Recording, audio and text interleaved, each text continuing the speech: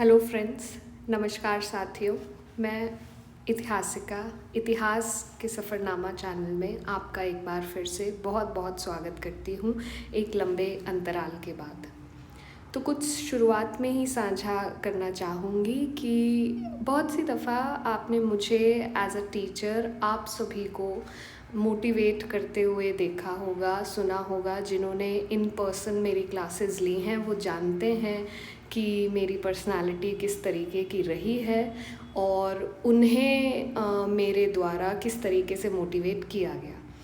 लेकिन शायद ये मोटिवेशन का जो दौर जो मैं आप लोगों की नब्ज़ पहचान लेती थी कि स्टूडेंट लाइफ में क्या क्या चीज़ें होती हैं, क्या दिक्कतें होती हैं एक एज एन एस्पिरेंट।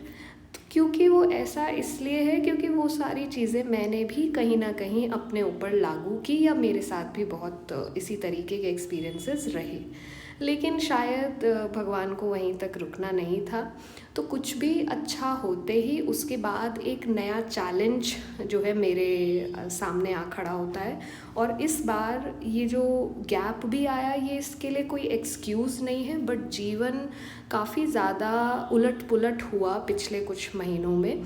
और इसी वजह से कुछ ऑन पॉइंट मैं ये बात आप सभी के आगे रख रही हूँ कि अनफॉर्चुनेटली मेरे फादर को एक अक्यूट इश्चेमिक स्ट्रोक आया। मुझे नहीं पता मैं इस मेडिकल टर्म को सही से प्रोनाउंस कर रही हूँ कि नहीं, क्योंकि मैं इसका प्रोनाउंसिएशन चेक भी नहीं करना चाहती। मुझे इस फेस से, इस मेडिकल टर्म से यूँ कह लीजिए कि नफ़रत ही है।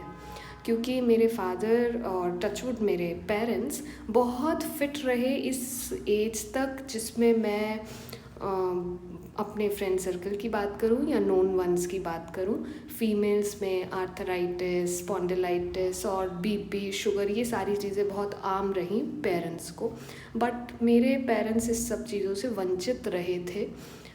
फादर को शुगर था लेकिन इस तरीके से उन्होंने क्योर किया था कि वो योग के माध्यम से और ना जाने किस किस अच्छे डाइट प्लान के माध्यम से कितनों की शुगर, बीपी जो है कंट्रोल करा चुके थे। But I don't know how it happened. Reason जो है डाइजेस्ट नहीं हो रहा है कि 3 दिन के अंदर एकदम बीपी कैसे शूट होता है और इतना बड़ा मतलब इस तरीके से जो स्ट्रोक है कि आईसीयू में जाने की नौबत आ जाए, फिर वहाँ से निकलें, फिर रिकवरी फेज़ पर अभी वो चल रहे हैं। तो जीवन में काफ़ी उथल पुथल हुई, घर वापसी हुई परमानेंटली। जिन्हें ये कॉन्टेक्स्ट नहीं मालूम है, क्योंकि जो बच्चों ने मेरे से कोचिंग के द्वारा या कॉलेज में जहाँ जहाँ मैंने पढ़ाया है, जो मेरे से पढ़े हैं वो जानते हैं कि मैं दिल्ली में लंबे समय से सेटल्ड थी, ताकि जो मेरा स्थान है, जहाँ मेरा घर है, वहाँ से ट्रैवलिंग बहुत ज़्यादा पड़ती है अगर दिल्ली रोज़ ट्रैवल करना पड़े तो। और कोचिंग क्लासेस के टाइमिंग्स भी इवनिंग के रहते थे, तो ट्रैवलिंग संभव नहीं था। That is why I was settled in Delhi itself. तो वो सारी चीज़ों को भी किनारा किया गया, घर वापसी की गई। तो काफ़ी चीज़ें अभी जो है मैनेजेबल अब जाके उतनी भी नहीं लेकिन कुछ हद तक नज़र आ रही हैं। और इसलिए मैं आज इस सेशन को एक बार रिकॉर्ड कर रही हूँ और कोशिश रहेगी कि ये अपलोड जल्दी से जल्दी हो जाए और आप तक पहुँचे। तो ये एक छोटा सा कॉन्टेक्स्ट रहा कि इतना गैप क्यों रहा, क्योंकि ईमेल्स भी आते हैं, जो बच्चों के पास कॉन्टैक्ट्स के ज़रिए होंगे वो पूछते भी हैं। तो इसी वजह से चुप भी थी, समय भी नहीं था। और ऐसा लगा कि जब समय मिलेगा, क्योंकि चैनल बनाया है, इससे भागना नहीं है, ना ही भागने का मन है। तो ये मत समझिएगा कि यूं ही बस बना के कुछ भी शुरू कर दिया गया है, ऐसा कुछ भी नहीं है। हर एक रिस्पॉन्सिबिलिटी और हर एक नया जो वर्टिकल है अपने लाइफ में, मैं बहुत सोच समझ के शुरू करती हूँ और तभी करती हूँ जब मैं उसे निभा पाऊँ। तो ये चैनल भी उन्हीं में से एक है। But this was an unpredictable situation जिसको अब बहुत हद तक कंट्रोल किया गया है। सो आप सभी की जो है शुभकामनाएं बस चाहिए और ब्लेसिंग्स चाहिए। So wish my father for a speedy recovery. अभी वो रिकवरी के फेज़ में है। आशा है कि कुछ ही महीनों में वो फिर से चलने फिरने और बोलने, और जिस तरीके से वो योग करते थे, जिस तरीके से वो फिट एंड फाइन रहते थे, जिस तरीके से मैं यूँ कहूँगी कि एक हरियाणा में रहने वाला इंसान जो शेर की भांति दहाड़ता है ना, एक पिता जिस तरीके से बात करते हैं, manly voice and that roar in his voice which I miss these days, वो मतलब कंट्रोल में रखें, लेकिन वो ज़रूर वापस आए। अभी माउथ स्लरिंग है, बोल ढंग से नहीं पाते हैं, तो इसीलिए मैं ये बात का जिक्र कर रही हूँ और कुछ नहीं। ठीक है, तो चलिए अब ये कहानी रही अपने ज़िंदगानी की छोटी सी, जो अभी चैलेंज दिया गया भगवान की तरफ से, लेकिन अपनी पढ़ाई को नहीं छोड़ेंगे। अब देखिए, अगर मैं आपकी और अपनी बात करूँ तो हम दोनों ही एज एन एस्पिरेंट अभी अगस्त के मिड ऑफ अगस्त में हम चल रहे हैं। तो ये जो महीना होता है ना, मैंने कई साल तैयारी की है और कई साल मतलब इसका जो डिले होने का भी कारण बहुत से अलग अलग मेरे एक्सपीरियंसेस रहे हैं। लेकिन अगर हम अगस्त से भी पूरा दृढ़ निश्चय ले लें, स्पेशली अगर मैं यूपीएससी के टर्म्स में बात करूं और इसी के साथ ही बाकी एग्ज़ाम्स भी कवर कर सकते हो आप, तो अगस्त ना एकदम प्राइम टाइम बन जाता है। अगर आप अपनी लय सेट कर लें तो आप डेफिनेटली कोई ना कोई एग्ज़ाम निकाल लेंगे। और अगर आप यूपीएससी पर फोकस करके पढ़ते हैं, स्पेशली जो फुल टाइम एस्पिरेंट्स हैं, वो अगर तैयारी करते हैं ना, तो अभी भी पॉसिबल है, हमारे हाथ में कमान है। अब रही बात मेरे जैसे कैंडिडेट्स की जो वर्किंग भी हैं, जो इनफैक्ट अगर 9 to 5 में हो, आप में से बहुत से लोग होंगे, और उसके साथ अगर आप तैयारी कर रहे हो, तो मैं 9 to 5 के रूटीन के साथ भी काफ़ी एक्सपेरिमेंट कर चुकी हूँ। उसमें क्या होना चाहिए ना कि आपका जो काम का लोड है वो घर तक नहीं आना चाहिए। अगर आ रहा है तो प्लीज़ आप अपना यूपीएससी के प्लान को 2 साल 3 साल का बनाइए, अगर वो काम आपका घर तक आता है तो। क्योंकि मैंने ये गलती की थी, मैंने सोचा नहीं 9 to 5 हो या 6 घंटे 8 घंटे की नौकरी हो, उसके साथ भी मैं तैयारी 1 साल में कर पाऊँगी। लेकिन मैंने करते हुए रियलाइज़ किया था कि ये जो प्लान है वो प्रॉपर 2 to 3 years का होना चाहिए। इससे हमारे अटेम्प्ट्स वेस्ट नहीं होते, इससे हमारी पढ़ने की इच्छा नहीं मरती। ठीक है, तो सो प्लान अकॉर्डिंगली। अब हमने लास्ट वीडियो में लेटर मुगल्स पार्ट 2 आप अगर देखें इस टॉपिक से, तो वो किया था। आज के इस सेशन में मैं जिसे नाम दे रही हूँ पार्ट 3, ठीक है, और ये मैं इसका आखिरी पार्ट रखना चाहूँगी। अगर ज़रूरत पड़ती है तो लास्ट टू लास्ट एक पार्ट और आएगा, बट मुझे लग नहीं रहा है कि बहादुर शाह ज़फ़र तक मुझे इतना समय लगेगा। 1 hour के सेशन में ये कंप्लीट हो जाना चाहिए। ठीक है, so without any further ado later Mughals के टॉपिक को कंप्लीट करते हैं और अपने आगे की लय सेट करेंगे, क्वेश्चन प्रैक्टिस और अगला टॉपिक निर्धारित करेंगे और मॉडर्न इंडिया को आगे बढ़ाएंगे। ऑल राइट, सो देखिए, मैंने लास्ट सेशन में, जिन बच्चों को लास्ट सेशन याद नहीं है उनसे एक दरख्वास्त है कि एक बार उसे 2x की स्पीड पर ही चाहे आप लोग देख लीजिएगा। लेकिन मुझे याद है, तो मैंने मोहम्मद शाह रंगीला की बात की थी, रंगीलियत मिजाजों की बात की थी, जिस तरीके से उन्होंने अपने शासन में काम किए थे। ठीक है, तो हमने कुछ इस तरीके का टेबल भी देखा था। यहाँ से मैंने आपको बताया कि सीधा सीधा मैच द फॉलोइंग और 4 ऑब्जेक्टिव वाले क्वेश्चंस बड़े आसानी से बनते हैं। स्टेट का फाउंडर स्ट्रेट फॉरवर्ड पूछा भी गया है, इसलिए ये टेबल एकदम आपके लिए परोस दिया था। अब इसके बाद जब हम चले थे, तो मैंने जैसा अभी जिक्र किया कि इनके रंगीले मिजाजों की बात थी, तो उससे मेरा तात्पर्य ये था कि ये उर्दू और काफ़ी ज़्यादा ऐसी भाषाओं को पैट्रोनेज देते रहे और पोइट्री के शौकीन खुद भी रहे। लेकिन आज के इस सेशन में जो पॉइंट हमें मेंशन करना है वो रहेगा इन्वेजन्स का। तो दोनों ही इन्वेजन्स, चाहे हम नादिर शाह के इन्वेजन की बात करें या अहमद शाह अब्दाली, अगर आपसे क्वेश्चन में पूछा जाता है, ध्यान से सुनिएगा, कि नादिर शाह का इन्वेजन किसके समय पर हुआ, तो ये तो हमें बड़ा ही क्लियरली पता है कि मोहम्मद शाह रंगीला के समय पर हुआ। लेकिन अहमद शाह अब्दाली का इन्वेजन भी किसके समय आया था, जब ऐसा सवाल आता है तो आप उसमें मोहम्मद शाह रंगीला ही टिक करके आइएगा, कुछ और का स्कोप नहीं रखना है। और ये सवाल भी आया है, आई रिमेंबर, मैंने खुद में एक पेपर दिया था, उसमें ये सवाल था, और वो हरियाणा स्टेट का ही कोई पेपर था, मे बी असिस्टेंट प्रोफेसर का होगा या फिर पीसीएस का होगा, पिछले कुछ ईयर्स में से मुझे ये क्वेश्चन ध्यान है। ठीक है, खैर, जब हम क्वेश्चन प्रैक्टिस करेंगे तो जाहिर तौर पे ये सब टाइटल के साथ कि कहाँ कहाँ पूछा गया ऐसे आ जाएगा। सो चलो अब नादिर शाह की बात करते हैं कि इन जनाब ने क्या किया। देखो, नादिर शाह पर्शिया ईरान से आ रहे थे, ये वहाँ के रूलर थे। इन्होंने हम पर अटैक किया। 11 जून 1738 में ये गजनी एंटर करते हैं और फिर वहाँ से काबुल की तरफ बढ़ते हैं। हमारी सिंधु नदी को क्रॉस करते हुए अटॉक पर जो है कब्ज़ा अटैक करते हैं और लाहौर पर कब्ज़ा कर लेते हैं। सो उस ज़माने में लाहौर, अच्छा पार्टीशन तक भी जब हम पहुँचेंगे ना तो भी लाहौर का बड़ा सुंदर जिक्र आएगा कि कुछ मेजर पोर्शन पार्टीशन जब हो गया तो कुछ बचा ही नहीं था। जो हम पाकिस्तान की साइड मेजर कुछ एरिया देख रहे थे तो लाहौर उस तरफ को जो है ट्रांसफ़र कर दिया गया।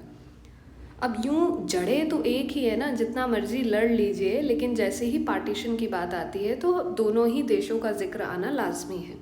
खैर, नादिर शाह ने इस तरीके से अपने अटैक को प्रारंभ किया। अब ये किया क्यों था इन्होंने? इसलिए किया था क्योंकि मोहम्मद शाह ने ना इसके विरोधियों को शरणार्थी बना लिया था। He gave shelter to the opponents of Nadir Shah. अब इससे क्या हुआ कि मुग़ल सोल्जर्स ने जलालाबाद में पाकिस्तान में नादिर शाह के जो एनवॉय आ रहा था, जो दूत आ रहे थे, उनकी हत्या कर दी। अब तुम पोक तो कर रहे थे उसे उंगली मारी जा रही थी। तो इस तरीके के व्यवहार से मुग़ल शासकों के, इसी वजह से नादिर शाह ने उन पर अटैक किया। अब यहाँ से एक फैक्ट देख लीजिए कि नादिर शाह को नेपोलियन ऑफ ईरान कहा जाता है। ठीक है, आप नेपोलियन ऑफ इंडिया बताइएगा कमेंट सेक्शन में किसे कहा जाता है। ठीक है, सो ये आपको जो है आंसर करना है। नेपोलियन ऑफ इंडिया किसे कहा जाता है? नेपोलियन ऑफ ईरान मैंने आपको बता दिया कि नादिर शाह को बताया जाता है, जिन्होंने 1739 में इंडिया में अटैक किया और बैटल ऑफ करनाल में हमें हरा दिया। सो ये बैटल्स भी आप याद रखिएगा। 13 फरवरी को ये बैटल हुई, बैटल ऑफ करनाल, जिसमें हमें हरा दिया गया।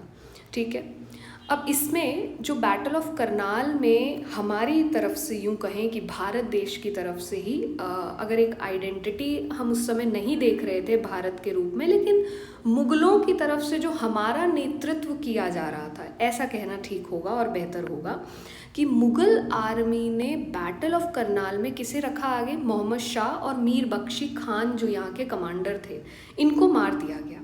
राइट। अब निज़ामुल मुल्क ने 50 लाख रुपए नादिर शाह को दिए और कहा फिर आओ वापस। निज़ामुल मुल्क, आप इस टेबल पर दोबारा जा सकते हैं, निज़ामुल मुल्क ने हैदराबाद का निर्माण किया था। और कैसे किया था ये हम पिछले सेशन में पढ़ चुके हैं, निज़ामुल मुल्क को क्या दिक्कत हुई थी मुग़ल शासकों से। ठीक है, अब इसके अलावा नवाब सादत खान जो अवध के थे, उन्होंने नादिर शाह को वापस आने से मना कर दिया। मना, अब ऐसा तो नहीं है कि कहेंगे यार तुम आज मत आओ, मेरा मन नहीं है तुमसे लड़ने का, ऐसे थोड़ी ना लड़ाइयाँ हो रही थी। लेकिन ऑफ कोर्स कुछ टैक्टिक्स अप्लाई किए गए, पैसे का लेन देन इधर से किया गया सादत खान के द्वारा, और नादिर शाह फिर दोबारा नहीं आया। लेकिन निज़ामुल मुल्क ने तो पोक कर दिया था।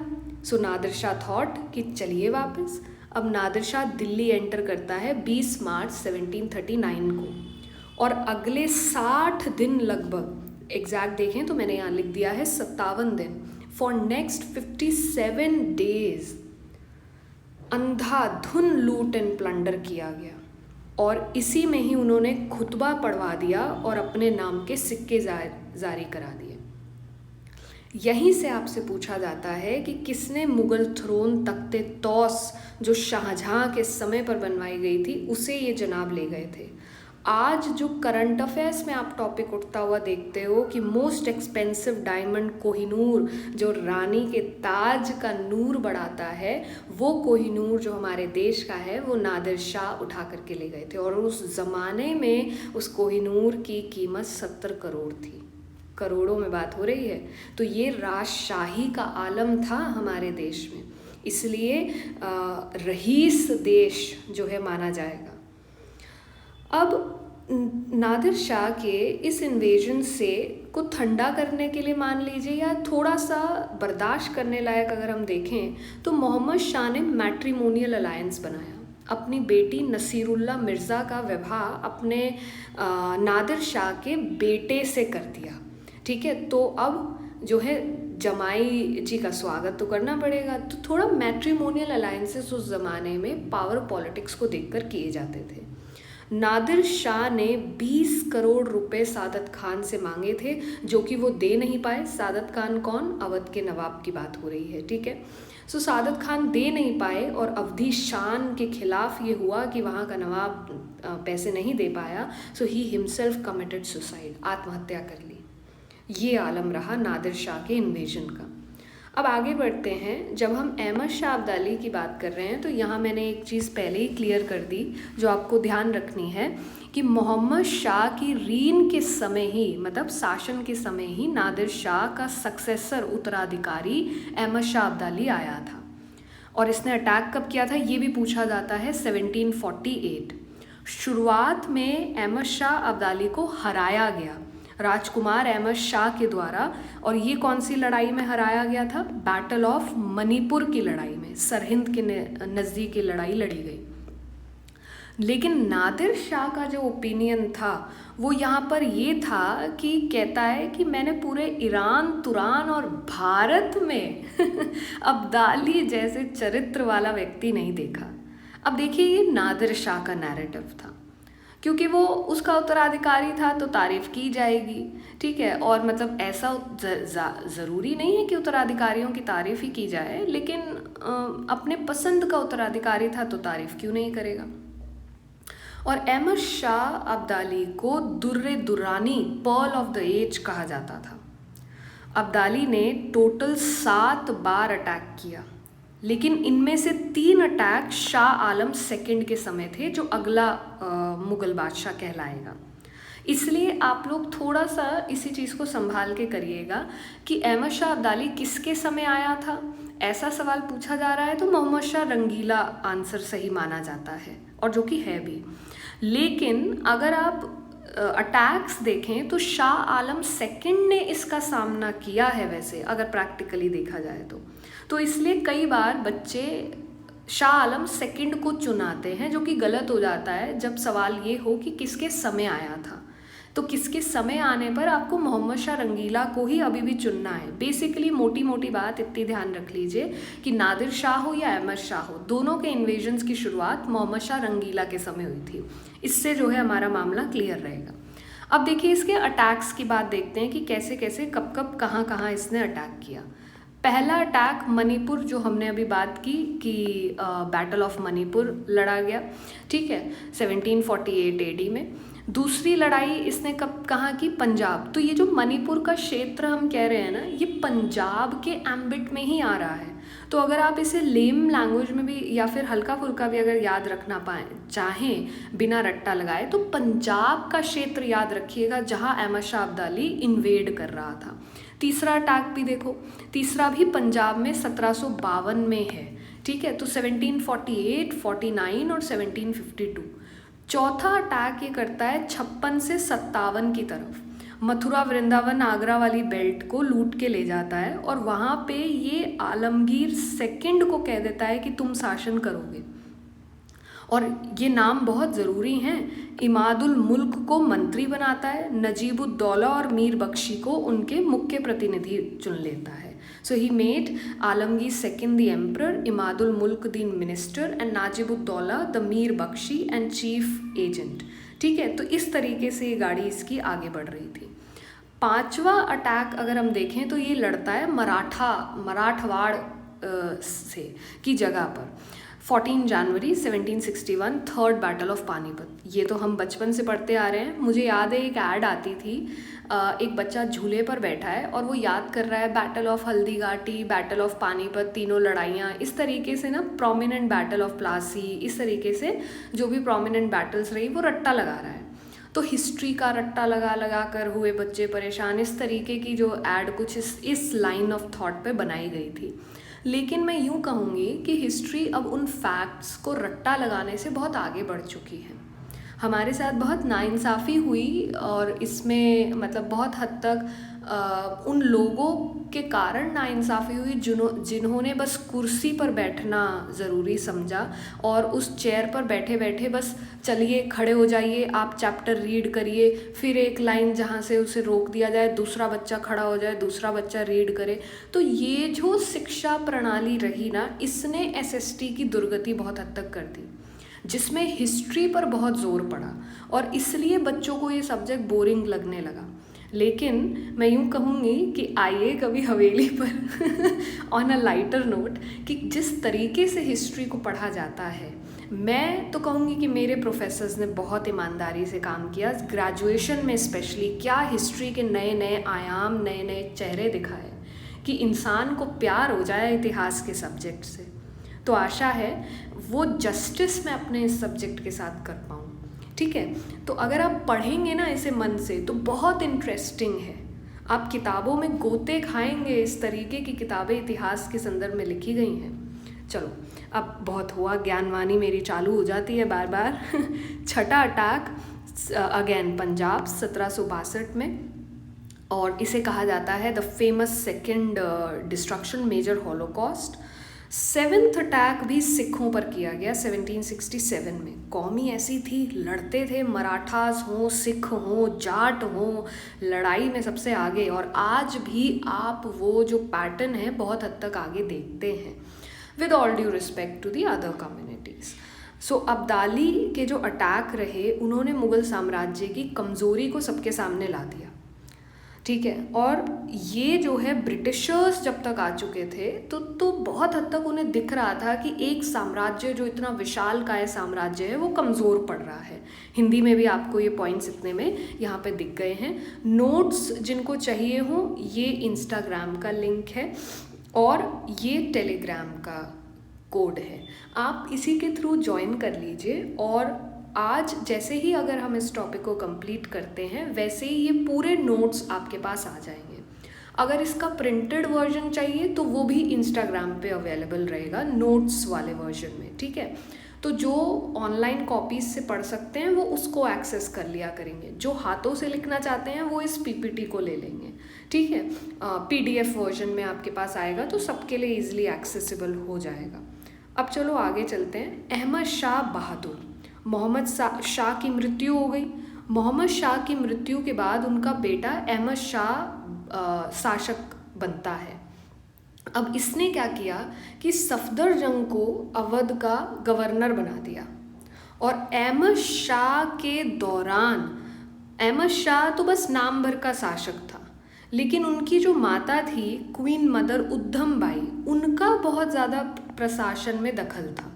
So she was deeply involved in the administration as a queen mother, और इनका नाम क्या है, उद्धम by.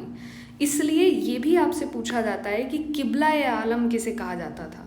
So she was the one who had the title of किबला-ए-आलम। उद्धम बाई के पास किबला-ए-आलम की उपाधि इन्हें जो है प्राप्त हुई।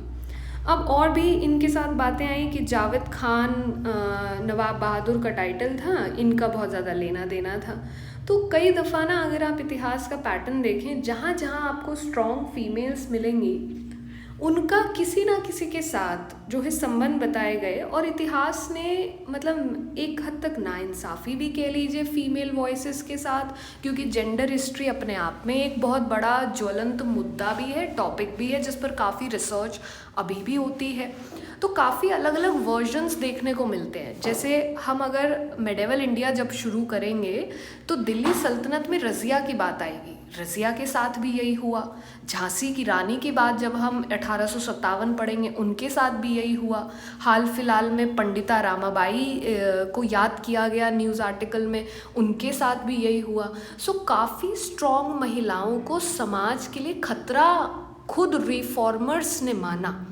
तो ऐसे इंसिडेंसेस भी देखोगे।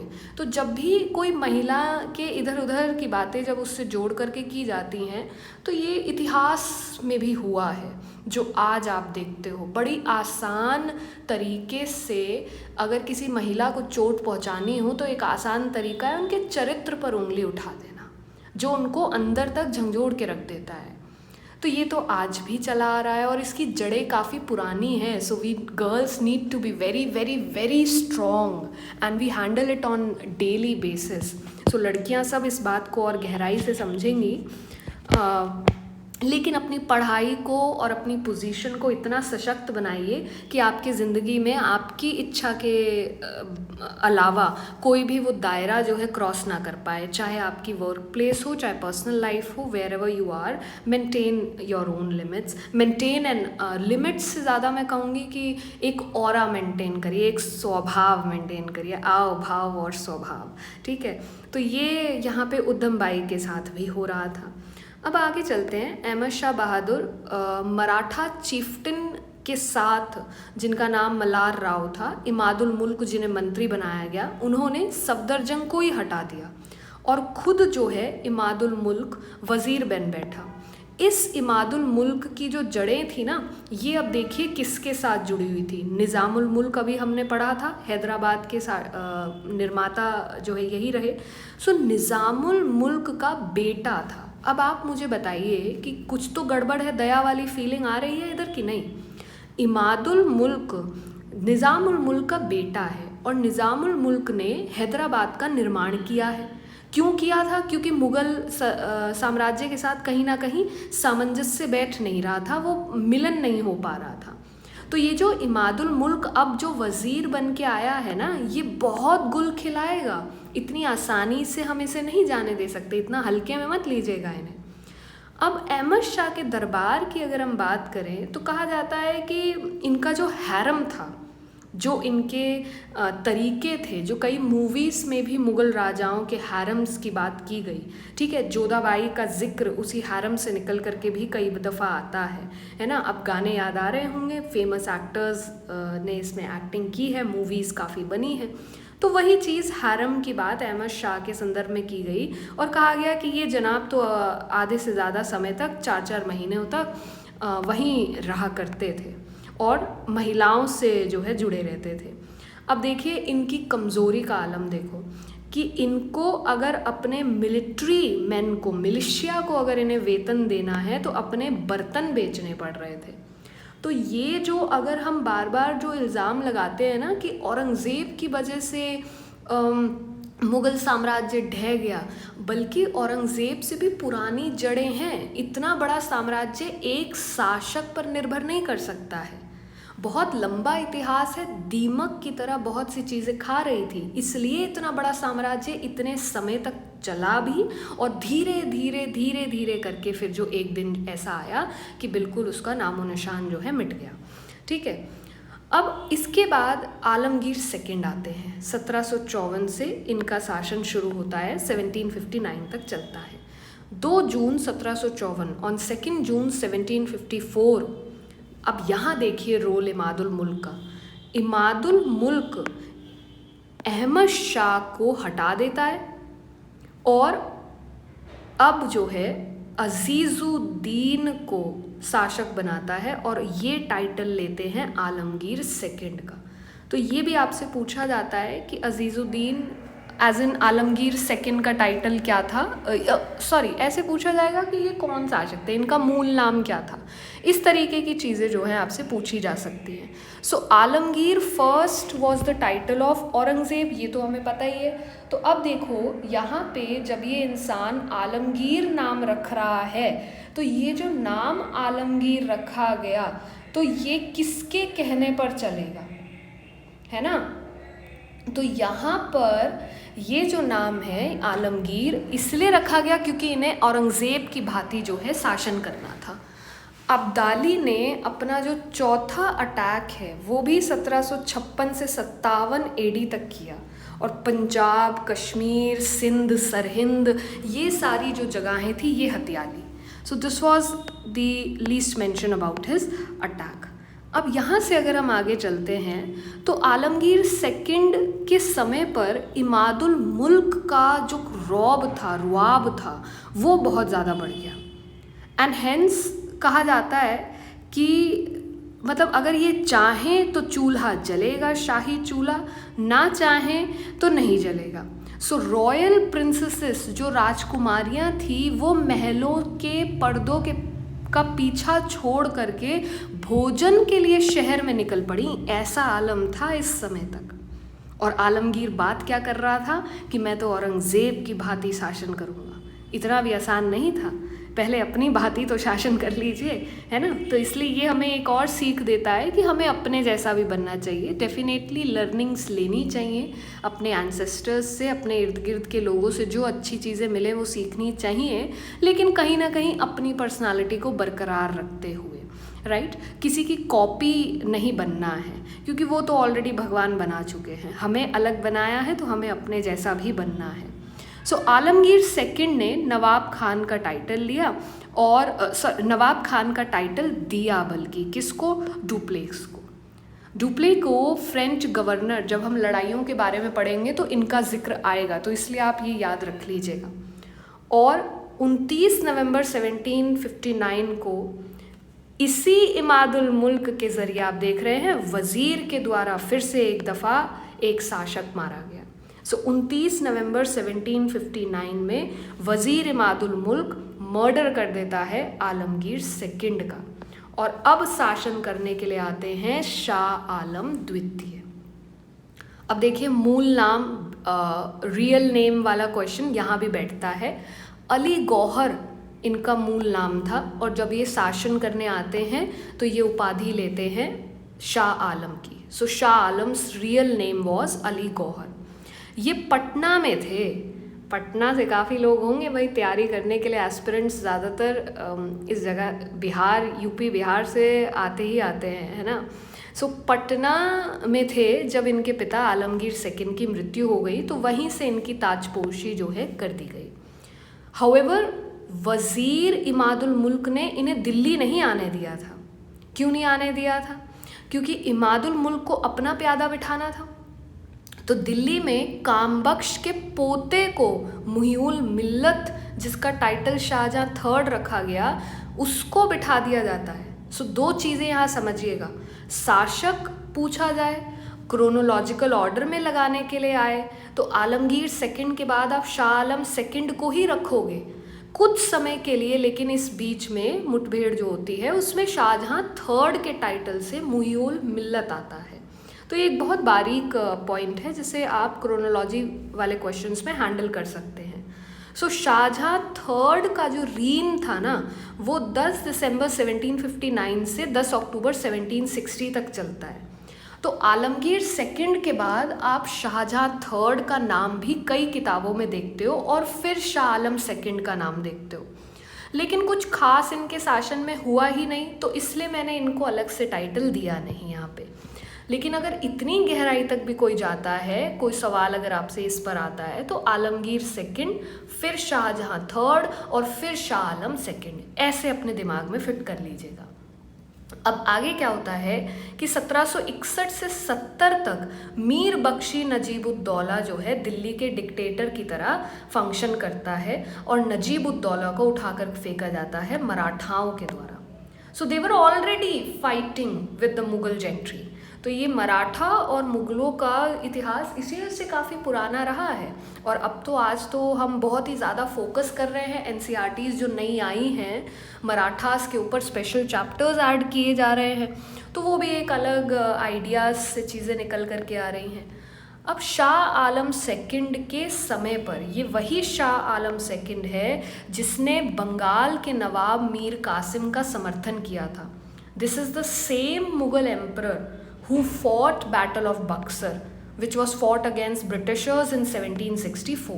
ये बैटल के बारे में भी हम विस्तार से पढ़ेंगे, बट ये काफ़ी जानी मानी बैटल है, और गवर्नमेंट एग्ज़ाम के अभ्यर्थियों को इसके बारे में ज़रूर कुछ ना कुछ तो पता ही होगा, चाहे नॉन हिस्ट्री बैकग्राउंड से आप क्यों ना आए। सो शाह आलम सेकंड यहाँ पे इलाहाबाद की संधि साइन करता है 1765 में। बहुत फेमस ट्रीटी है ये, ट्रीटी ऑफ इलाहाबाद। बहुत विस्तार से पढ़ाने वाली हूँ मैं ये। दीवानी के राइट्स जब मिलते हैं, स्थाई बंदोबस्त, रैयतवारी बंदोबस्त, महलवाड़ी बंदोबस्त, ये permanent settlements, basically permanent settlement, Ryotwari settlement and Mahalwari settlement. So land revenues की बात किस तरीके से यहाँ पे की गई, ये वही ट्रीटी है। सो ये भी सीधा सीधा सवाल आपसे आता है, शाह आलम सेकंड ने इस लड़ाई में समर्थन दिया था। All right. So Shah Alam II was the first Mughal emperor to become a pensioner of the British. ये fact as it is उठा करके आपके MCQs में आया है. जो बच्चे PYQs लगाने बैठे होंगे खुद से, उन्हें बहुत से आंसर इन्हीं लेक्चर्स के द्वारा मिलेंगे. तो आप ज़रूर बताइएगा कि फ़ायदा हो रहा है या नहीं. और जो नया पॉइंट आपके समझ में आए, जो इस टॉपिक के अंदर से आपको ना दिखे, तो वो आप कमेंट्स में ज़रूर मेंशन करिए, ताकि जो वीडियोस देख रहे हैं, और मैं तो ज़रूर कमेंट्स भी पढ़ती हूँ, तो जब हम आपके तक नोट्स पहुँचाएंगे, वो पॉइंट्स अगर सही होंगे, मैं खुद उसकी प्रूफ रीडिंग करूँगी और फिर हम उन पॉइंट्स को भी नोट्स में डालेंगे. तो वो एक क्विक और निरंतर लर्निंग का जो अभ्यास है वो चालू रहेगा आपके लिए भी और मेरे लिए भी. तो पढ़ेंगे तो तभी चीज़ें समझ आएंगी. अदरवाइज़ तो ये भी जो आसान टॉपिक है ना, लेटर मुगल्स, जिसे हम समझते हैं अरे यार ज़्यादा क्वेश्चंस नहीं आते, कर लेंगे, क्या ही है, ये इतना पेचीदा टॉपिक बन जाएगा क्रोनोलॉजी याद करते करते ही, जब सवालों के माध्यम से चीज़ें आएंगी. तो इसलिए मल्टीपल रिविजन्स इन चीज़ों को दीजिएगा, तभी दिमाग में बैठेंगी. स्पेशली उन बच्चों के लिए जिन्होंने हिस्ट्री ही अभी पढ़ना शुरू किया है, क्योंकि उन्हें कुछ एग्ज़ाम्स देने हैं. ठीक है, तो घबराइएगा मत. टॉपिक पे पहले कॉन्सेप्ट पे क्लैरिटी रखिए, फिर उसके याद करने वाले स्टेज पर जाइएगा. पहले पकड़ अच्छी बना लीजिए, हर एक डायमेंशन से टॉपिक को पढ़ लीजिए. सो 1772 AD में माजी सिंधिया ने शाह आलम II को दिल्ली के थ्रोन पर बैठा दिया, और 1788 में शाह आलम II को अंधा कर दिया गया. किसके द्वारा? गुलाम कादिर नजीबुद्दौला का पोता था ये. दुश्मनी निकाली, डीथ्रोन कर दिया और हटा दिया थ्रोन से, लेकिन बचा लिया, जान बचा ली सिंधियास ने शाह आलम II की. अभी के लिए जो है जान माल का जो खतरा था उससे बचा लिया गया था माजी सिंधिया के द्वारा. ये भी पूछा जाता है. शाह आलम II की बात अगर हम आगे देखें, इनके दरबार में और क्या हुआ. 1803 में अंग्रेज़ों ने दौलत राव सिंधिया को हरा दिया था और दिल्ली पर कब्जा कर लिया. तो अब जो सिंधियास ने शाह आलम II को बचाया था, तो अब वो ट्रीटी कह लीजिए, अलायंस कह लीजिए, वो चीज़ ख़त्म हो गई, क्योंकि सिंधियास खुद ही हार गए. तो Shah Alam was made the prisoner of the Britishers now. Shah Alam II को कैदी बना लिया गया था, और कैदी के रूप में ही इनकी जान चली गई. सो 1806 में ये मरे कैसे थे? He died as a prisoner. कैदी के रूप में ही उनकी मृत्यु हुई. Now a very important point. India's first paper currency had the signature of Wellesley on one side and Shah Alam II on the other. So this was issued, ये मुद्रा जो थी जिसमें एक तरफ वेलेस्ले के दस्तखत थे, दूसरी तरफ शाह आलम II के हस्ताक्षर थे.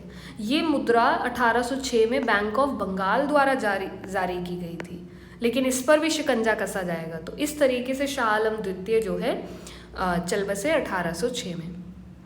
Now comes another emperor whose name is Akbar II. I think आप इतने लंबे सेशन में भी बैठ जाएंगे, क्योंकि हम इस टॉपिक को कंप्लीट करने वाले हैं.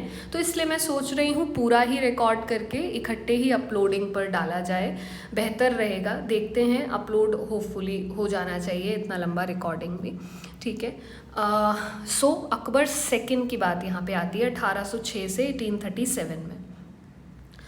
Akbar II was the son of Shah Alam II. ये इसी के बेटे थे. ये पहले मुगल एम्परर थे जिनकी ताजपोशी की गई ब्रिटिशर्स के सामने, या ये कह लीजिए कि अंग्रेज़ों के संरक्षण में ताज पहनने वाला ये पहला शासक था अकबर II. और ये जो शासक था ना, ये केवल लाल किले का शासक मान लीजिए कि केवल और केवल लाल किले तक ही सीमित रह गया था, रेड फोर्ट तक ही सीमित रह गया था. सो अकबर II के समय पर मुगलों के जो सिक्के थे वो हटा दिए गए. सो सिक्के ही हटा दिए गए तो साम्राज्य कैसा? 1835 में ये हुआ. सो ये पूछा जाता है that who was the first ruler who completely, अब आप कहोगे मैम शाह आलम में भी ऐसा लिखा है हमने, लेकिन आप वहाँ देखना कंप्लीटली नहीं लिखा है. और यही एग्जैक्ट लाइन इतनी बारीक पॉइंट्स पे चैप्टर से, ये टॉपिक से खेलता है कोई भी आयोग, और आपसे पूछता है पहला ruler who completely relied on British pension, तो वो अकबर II था. समझ आई बात? अब चलते हैं आखिरी मुगल बादशाह की तरफ, जिसको आप सब जानते हैं बहादुर शाह जफ़र के नाम से। 1837 से 1858 he was the last Mughal emperor. अब ये ऐसा मुगल एम्परर था जिसके पास ना तो साम्राज्य था और ना ही लड़ाई लड़ने का एक्सपीरियंस था। उम्र दराज थे ये एक तरीके से, क्योंकि बहुत लंबी 70 साल 75 साल की आयु में तो एक तो शासक कुर्सी पर बैठ रहे थे। सो इनका जो मिजाज था ना वो काफ़ी शायराना था। ये जो ज़फ़र नाम इधर आप देखते हो, ये इनका पेन नेम था, रादर पेट नेम की बजाय सुडोनियम था। हसन अस्करी, ये भी पूछा है आयोग ने एक दफ़ा। हसन अस्करी जो हैं बहादुर शाह के टीचर थे। इब्राहिम ज़ूक और असदुल्ला खान गालिब इसलिए कहा जाता है कि 1857 के समय पर गालिब की जो डायरी है ना, 1857 के विद्रोह के समय पर एक प्राइमरी सोर्स का काम करती है। हम अक्सर गालिब के शेर, क्योंकि जो भी सोशल साइंसेस वाले बच्चे होते हैं उन्हें पता नहीं किस तरीके से, बट आज जो हम जेनजीज की भाषा में हैशटैग एस्थेटिक के रोल को समझ रहे हैं ना, तो वो हम जो सोशल साइंसेस या ह्यूमैनिटीज़ स्ट्रीम को ऑप्ट करने वाले बच्चे होते हैं, हमारा शायद इंटरेस्ट भी इस स्ट्रीम में इसलिए होता है क्योंकि ये क्वालिटीज़ हमारे में इनहेरेंट होती हैं। पोइट्री, पेंटिंग, सिंगिंग, ये वाली जो चीज़ें हैं अब ज़्यादातर देखेंगे कि डेवलप होती चली जाती हैं, और ये हम कोई सोशल मीडिया पे डालने के लिए नहीं करते क्योंकि इतना ज़्यादा ट्रेंड आज है, पहले से नहीं था।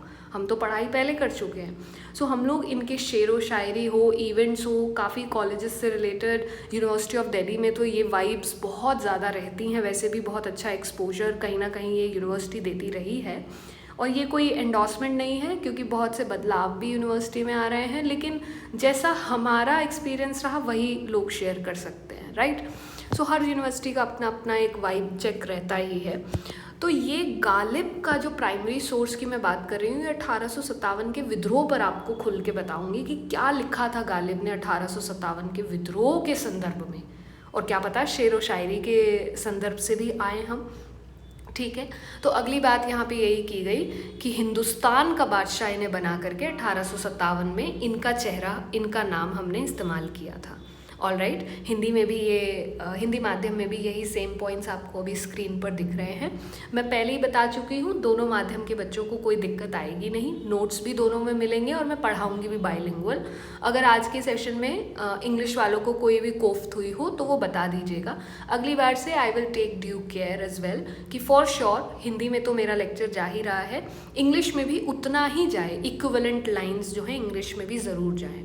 All right, so major Hudson जो खुद भी उर्दू जानते थे, समझते थे, बूझते थे, तो मेजर हडसन ने जब बहादुर शाह को हुमायूं के मकबरे पर अरेस्ट किया, इसके पीछे भी एक बड़ी लंबी कहानी है। ये सारी जो कहानियाँ हैं ना, ये 1857 के विद्रोह में खुलकर आएंगी, तभी मज़ा आएगा इन्हें खोदने में रादर।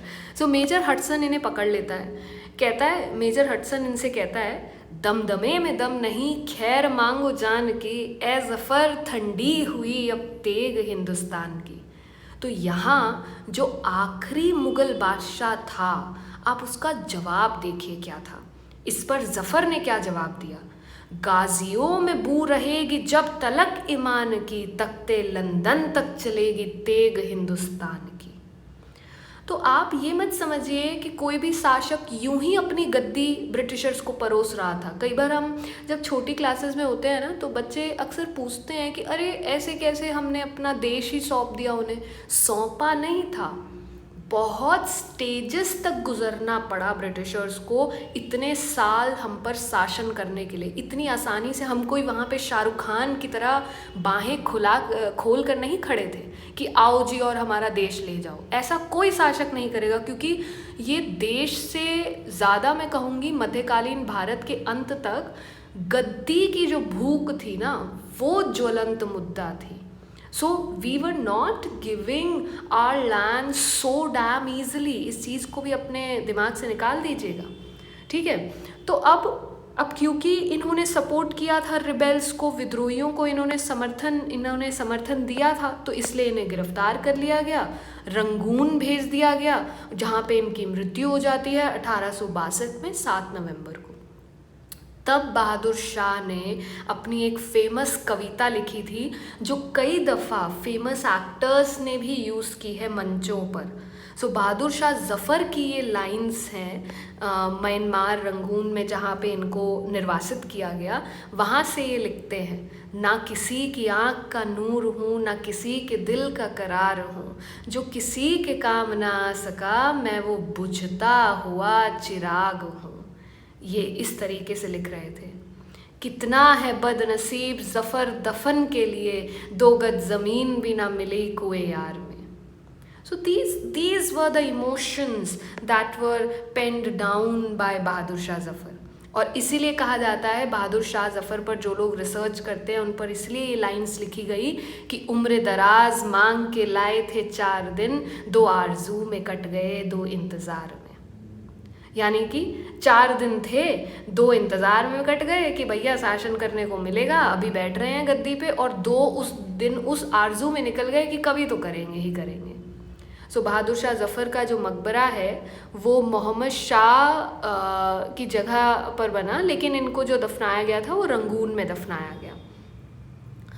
इस पर जादूनाथ सरकार की कुछ टिप्पणी आती है। वो कहते हैं, जब सोने में ही जंग लग जाए तो लोहा क्या करेगा। खैर ये इनका अपना टिप्पणी रही।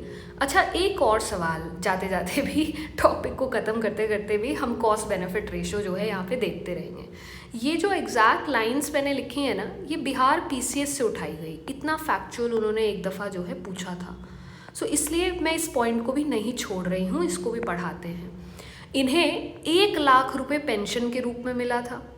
15 लाख रुपए इन्हें रेंटल एक्सपेंसेस की तरह दिया गया कि नियमित पारिवारिक खर्च के लिए 1000 रुपये मिला, और 15 लाख रुपए मिला था कि जो भी इनकी जागीरें हैं उनके किराए के खर्च के लिए मिला।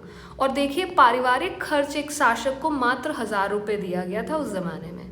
सो ये भी सवाल, इस तरीके की लाइंस भी पीसीएस में ही, बिहार के पीसीएस से ही ये मैंने पॉइंट उठाया है, उन्हीं के पीवाईक्यूज़ में था। सो ये रहा आपका टॉपिक जो मैंने आप सभी के समक्ष रख दिया है। आशा है आपको ये टॉपिक पर अब एक अच्छी पकड़ मिली हो, अच्छे पॉइंट्स मिले हों और कहानी के रूप में आपने इस टॉपिक को पढ़ा हो।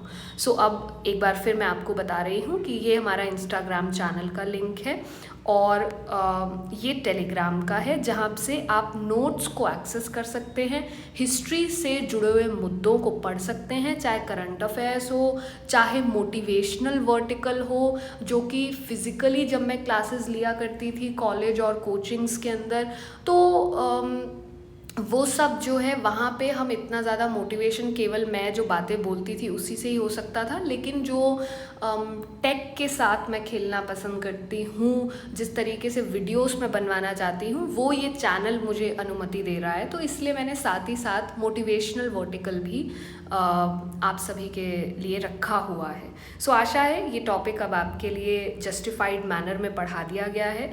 सो thank you and don't forget to like, share and subscribe. ज़्यादा से ज़्यादा सब्सक्राइबर्स बढ़ाने में हमारी मदद करिए, बस इतनी ही गुरु दक्षिणा चाहिए और कुछ नहीं। और दूसरा मेजर तो यही है कि अच्छे से पढ़िए, टॉपिक्स अगर आपके मदद के हैं तो ज़रूर पढ़िए, अच्छे से क्वेश्चन प्रैक्टिस करिए और आने वाले साल में जो भी एग्ज़ाम्स आप देना चाह रहे हैं उन्हें अच्छे से दीजिए और आशा है रिज़ल्ट आपके फेवर में आएगा, राइट। सो इतिहास का सफ़रनामा आपके साथ है, आपका साथ बदले में बस चाहता है। बहुत बहुत धन्यवाद आज के लिए। Thank you and